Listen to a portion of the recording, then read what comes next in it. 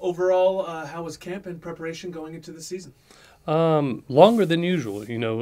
Not having 2 days, we extended camp one extra week. Came out very, very healthy, which is a good thing.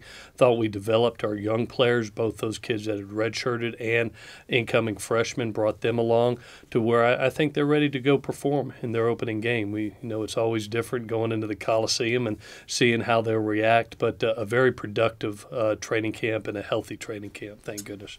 You had to replace four captains. Who are the leaders that emerged as this offseason went on? Yeah, really, three defensive leaders stood out to our team. One, Uchenna Wosu, who's obviously played great football last year for us, but also became kind of a leader of that front four where Stevie Tuikolevato left. In the back end, Chris Hawkins, senior, a guy that's been around this program for now 5 years as a graduate of this university, just leads by example on and off the field and has really brought along our young DBs. Been very impressed with him. Obviously, in that linebacking core, Cam Smith, quarterback of our defense at the Mike linebacker position, had a terrific camp and really became a more vocal leader, kind of where Mike Hutchings was last year. And then the last one offensively is Sam Darnold, going into his third season here, has really captured our offense and has become not only a guy that leads by example, but even more vocal with our offense. So those are the guys that have stepped up, that were voted by our team as captains, and looking forward to watching them operate this season. Obviously, with how things ended last season, a lot of excitement and anticipation around this team. How are you dealing with expectations with the team, and then also obviously your quarterback Sam Darnold, who's getting a lot of national attention?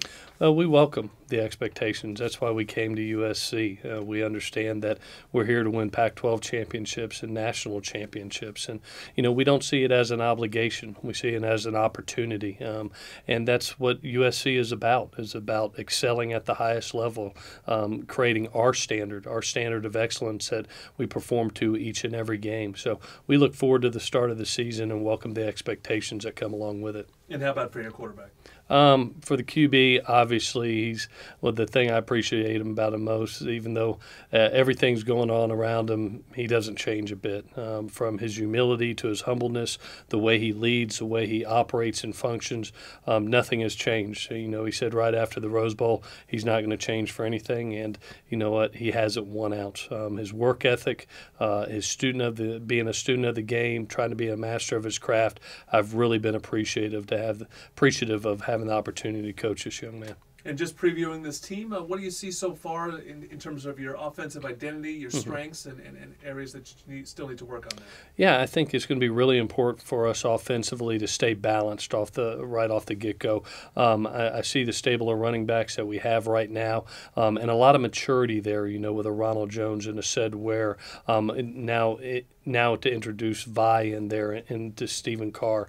It is a very strong backfield, and I think that's going to take the pressure a lot off of Sam and a young receiving core that's going to be kind of finding their ways and going through some growing pains. So I think it's going to be really, really valuable for us to be able to stay balanced both in the run and the pass.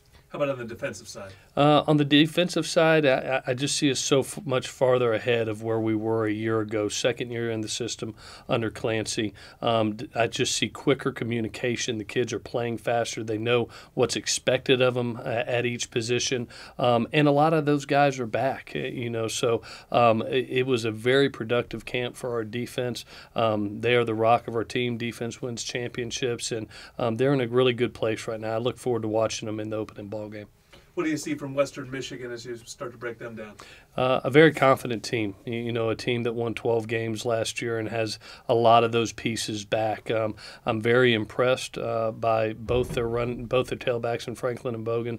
I think they're extremely, extremely talented. They're a run-first offense. I think it's something that Coach Lester believes in, and that is the strength of their team with that big offensive line and those running backs. Have a new quarterback coming in that was very productive in high school, won some championships, and a good receiving core.